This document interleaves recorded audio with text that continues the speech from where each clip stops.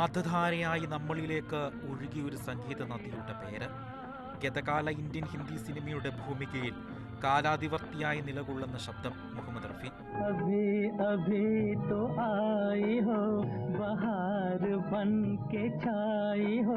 സംഗീതത്തെ ഇത്രയേറെ മാസ്മഗ്രതയോടെ, സ്നേഹസമ്പൂർണതയുടെ ഹൃദയത്തോട് ചേർത്ത് നിൽക്കുന്ന മറ്റൊരു സ്വരവുമില്ല. വിഷാദവും പ്രണയവും ഭക്തിയും ആ സ്വരമാധുരിയിൽ നിന്ന് ലോകം കേട്ടു.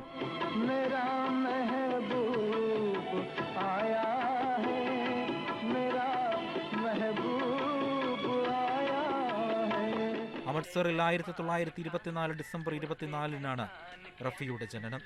ചെറുപ്പത്തിലെ തന്നെ സംഗീതത്തിൽ തൽപരനായിരുന്ന റഫി ലാഹോറിലേക്ക് കുടിയേറിയതിനു ശേഷമാണ് സംഗീതം അഭ്യസിക്കാൻ ആരംഭിക്കുന്നത്. ഉസ്താദ് ബഡേ ഗുലാം അലി ഖാൻ, ഉസ്താദ് അബ്ദുൾ വാഹിദ് ഖാൻ, പണ്ഡിറ്റ് ജീവൻലാൽ മഠോ എന്നിവരിൽ നിന്നുമായി റഫി ഹിന്ദുസ്ഥാനി സംഗീതം അഭ്യസിച്ചു.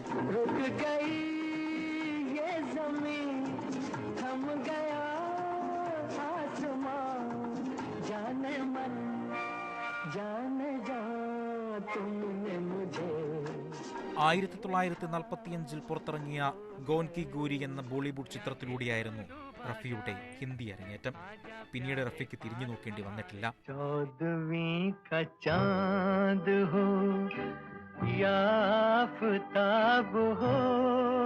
മരിച്ച് 44 വർഷം പിന്നിടുമ്പോഴും ഈ മരണമില്ലാത്ത ശബ്ദം തലമുറകൾ കടന്ന് തലമുറകളിലേക്ക് നിസ്സർഗം പ്രവചിച്ചുകൊണ്ടിരിക്കുകയാണ്.